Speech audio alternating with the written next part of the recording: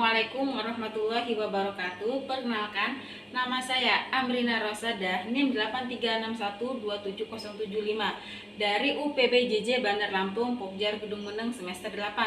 Kali ini saya akan mensimulasikan video pembelajaran kelas rangkap model 222 untuk memenuhi mata pelajaran PKR yang dibimbing oleh Ibu Eliana SPD MPD.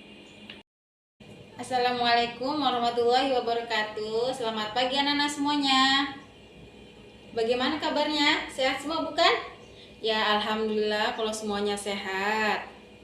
Nah, sebelum belajar alangkah lebih baiknya kita berdoa terlebih dahulu. Berdoa mulai.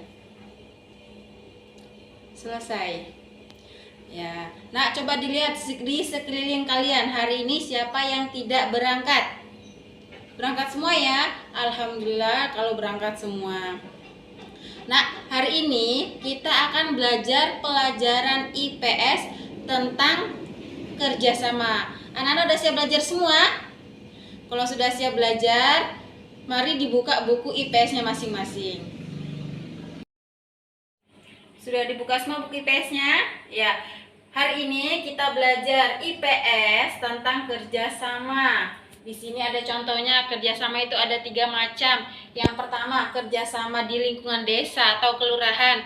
Yang kedua, kerjasama di lingkungan rumah. Dan yang ketiga, kerjasama di lingkungan sekolah. Di sini anak-anak bisa lihat ada 3 contoh kerjasama. Yang pertama ini kerjasama di lingkungan desa. Nih contohnya. Anak-anak bisa lihat gambar ini? Ini gambar kerjasama seperti apa ya? Ya benar, ini para warga desa sedang gotong royong membersihkan jalan yang ada di kampung, yang ada di desa. Ada yang menyapu, ada yang mencangkul, ada yang membersihkan selokan. Ini contoh salah satu kerjasama yang ada di desa. Yang kedua, kerjasama di lingkungan rumah. Anak-anak bisa lihat. Yang pertama, ini ada ayah, ini ada ibu, ini ada kakak, ini ada adiknya. Ayah membersihkan meja, ini si kakak mengelap-ngelap meja, si ibu membersihkan lampu, dan si adik sedang membersihkan kaca. Mereka saling kerjasama, semuanya kerja. Yang ketiga, ini contoh kerjasama di lingkungan sekolah. Nah, seperti kita ini lingkungan sekolah, anak-anak semuanya.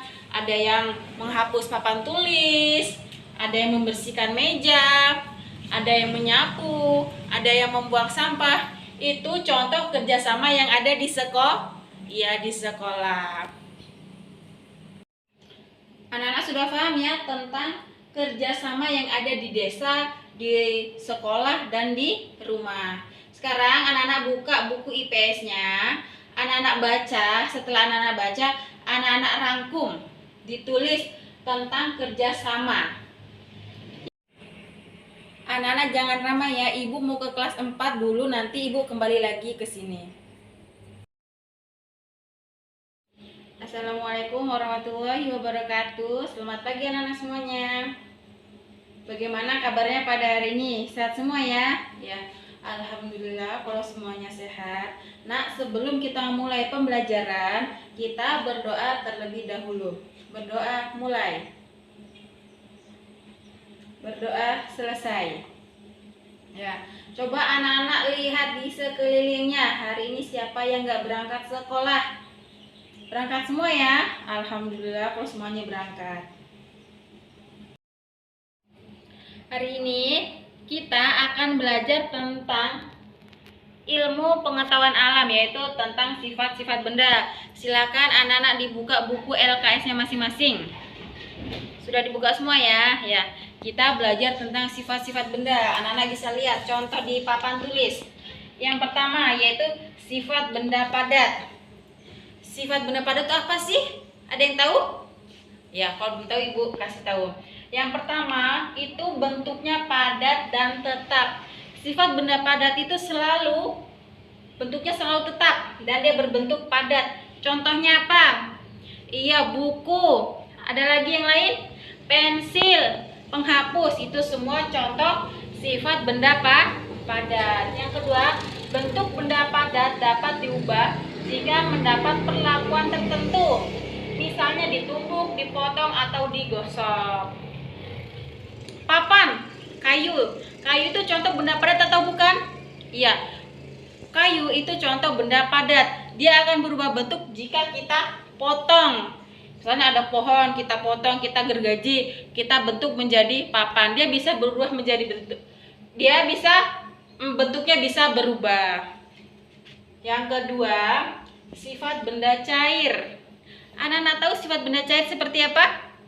Ya, belum. Perhatikan Ibu.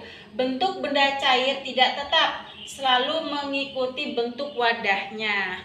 Contohnya, air kalau kita taruh dalam botol, bentuknya ya seperti botol. Atau air kita taruh dalam gelas, airnya akan berubah bentuk menjadi seperti gelas. Begitupun lain-lainnya. Kita taruh wadah seperti apa, air itu mengikuti pada wadahnya. Terus, bentuk permukaan benda cair yang tenang selalu datar.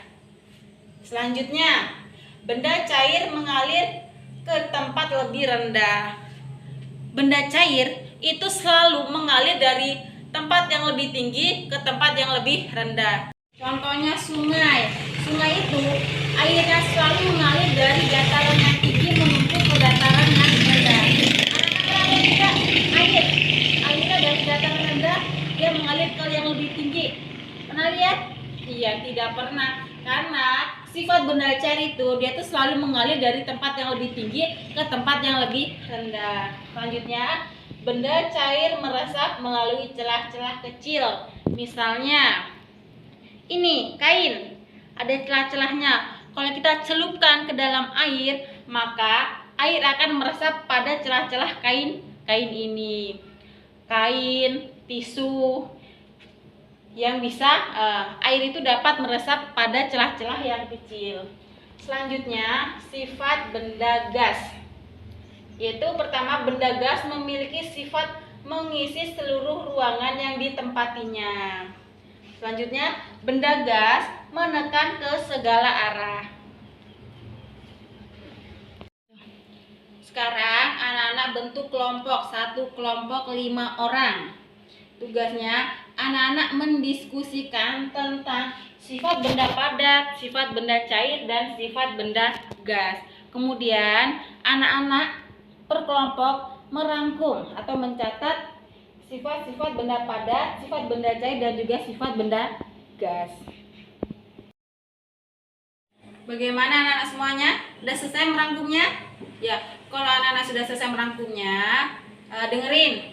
Tugas untuk pertemuan selanjutnya dibuka LKS halaman 41. Di situ ada soal. Dikerjakan soal 1 sampai 10. Cukup sekian pembelajaran pada hari ini. Semoga ilmu yang Ibu berikan bermanfaat untuk anak-anak semua. Ya, Ibu akhiri. Assalamualaikum warahmatullahi wabarakatuh. Bagaimana anak-anak? Sudah ditulis? Sudah dirangkum semuanya ya? Ya. Kalau sudah ditulis, tugas anak-anak untuk pertemuan selanjutnya itu mengerjakan soal yang ada di LKS halaman 92. Cukup sekian pembelajaran pada siang hari ini. Semoga ilmu yang Ibu berikan bermanfaat kepada anak-anak semuanya untuk kedepannya.